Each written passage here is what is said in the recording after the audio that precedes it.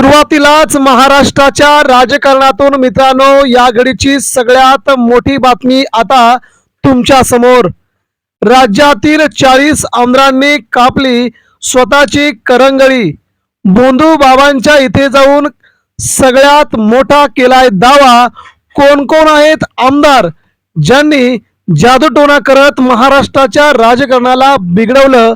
मित्रांनो, जाणून घेऊया महाराष्ट्राच्या राजकारणामध्ये अशा प्रकारची अंधश्रद्धा पाळून या नेत्यांनी महाराष्ट्राच्या राजकारणाला लावला कलंक. नेमकी काय आहे बातमी? अशोक खरातच्या जवळ कोणकोणते आमदार गेले होते आणि जाऊन पौर्णिमा आणि अमावस्येच्या वेळेस अशोक खरातच्या घराच्या बाहेर कोणकोणत्या आमदारांच्या मंत्र्यांच्या बंगल्या गाड्या होत्या त्याची देखील सविस्तर माहिती आलेली आहे. मित्रांनो, जाणून घेऊया महत्वाची बातमी. पहिल्यांदा अजित पवारांच्या गटातील झिरवा यांचं नाव पुढे आलं. त्यानंतर आता एकनाथ शिंदे यांच्या गटातील आमदारांची नावं गोवली गेली आणि आता मित्रांनो मात्र राज्यातील बहुतांश नेते मात्र या अशोक खराच्या प्रकरणामध्ये अडकत असल्याची सगळ्यात धक्कादायक बाब आता समोर आली आहे. महाराष्ट्राच्या महिला आयोगाच्या अध्यक्षा रुपाली चाकणकर यांचे वेगवेगळे बोट कापल्याचे व्हिडिओ समोर आल्याच्या नंतर ही भोंदूगिरी अशोक खरातच्या इथे जाऊनच बोट कापले असे त्यांच्यावरती जोरदार आरोप केले आहेत.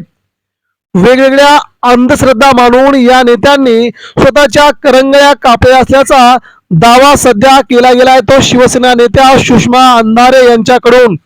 त्यानंतर अनेक नेत्यांचे बोटांचे करंगळी कापल्याचे व्हिडिओ समोर आले आहेत. यामध्ये सुनील तटकरे यांच्याही बोटाला कापल्याची माहिती समोर आली. मात्र त्यांनी लागलीच गाडीचा दरवाजा लागला असल्याची माहिती समोर देऊन प्रकरण बंद करण्याचा प्रयत्न केला गेला.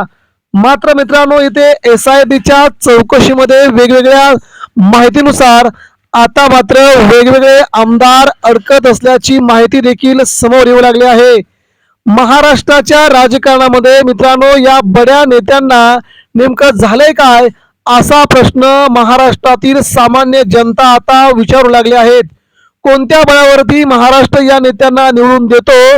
हे जे नेते बोंधू बाबांच्याकडे जाऊन अशा प्रकारचं कृत्य करतात जे महाराष्ट्राला कधीही मान्य नाही.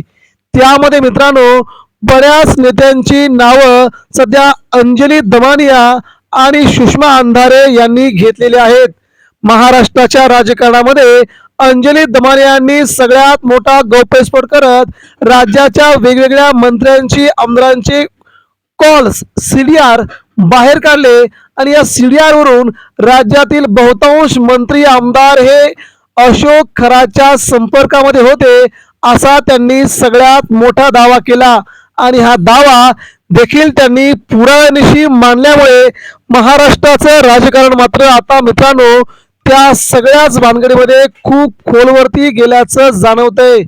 दुसरीकडे मित्रांनो यामध्ये कोणकोणते आमदार असतील हे देखील आता समोर येतंय. सुषमा अंधारे आणि अंजली दमानिया यांनी तत्कालीन शिक्षण मंत्री असणारे दीपक केसरकर यांचं नाव घेतलं. दीपक केसरकर यांच्या PAनी आणि दीपक केसरकरांनी स्वतः अशोक खरातला 200च्या वरती कॉल केल्याचा CDR त्यांनी दाखवला. यावेळेस मात्र दीपक केसरकर यांनी म्हटलंय की मी सोडून अजून 39 आमदार देखील तिथे गेले होते, मग माझं नाव पुढे काय येतंय असा त्यांनी सनसनीत सवाल विचारला आणि त्यांनी सरकारमधील आणि राज्यातील जे आमदार जे नेते अशोक खरातकडे यायचे त्यांची सगळी बाजू आणि कुंडलीच त्या ठिकाणी मांडल्याचं चित्र आहे. म्हणजे मित्रांनो हे प्रकरण वाटतं तेवढं वरतून सोपं नाहीये. SITने या प्रकरणाचा खोलवर अभ्यास करून यामध्ये जे नेते अडकलेत त्या सगळ्यांची कसून चौकशी करून त्यांना राजीनामे द्यायला हवेत अशी मागणी अंजली दमानिया शिवसेना नेत्या सुषमा अंधारे यांनी केलेली आहे. यामुळे या दोन नेत्यांनी 40 आमदार कोण आहेत त्यांच्या नावांची यादी महाराष्ट्राला द्या आणि त्या नेत्यांचे राजीनामे घ्या अन्यथा त्यांची पक्षातून नव्हे तर सत्तेतून हकालपट्टी करा अशी मागणी जोर धरू लागली आहे. आता अशोक खरात कोणाकोणाची नावं घेतो किंवा अशोक खरातच्या मोबाईलमध्ये कोणाकोणाची नंबर सेव्ह आहेत याची चौकशी SIT करतेच. मात्र हे प्रकरण वाटतं तेवढं सोपं नाही हे मात्र महाराष्ट्राने कधीच ओळखलंय. त्यामुळे आता अशोक खरातच्या प्रकरणामध्ये कोणकोणत्या नेत्यांची नावं अगदी समोर येत आहेत ते लवकरच समजेल. मात्र नावं समोर आल्यानंतर त्यांचे राजीनामे होणं खूप गरजेचं आहे हे महाराष्ट्र विचारतोय. मित्रांनो, याबद्दल आपल्याला काय वाटतंय? राज्याच्या राजकारणामध्ये सध्या अशोक खरात या प्रकरणामध्ये राजकारणी बिघडलेत का? प्रतिक्रिया द्या.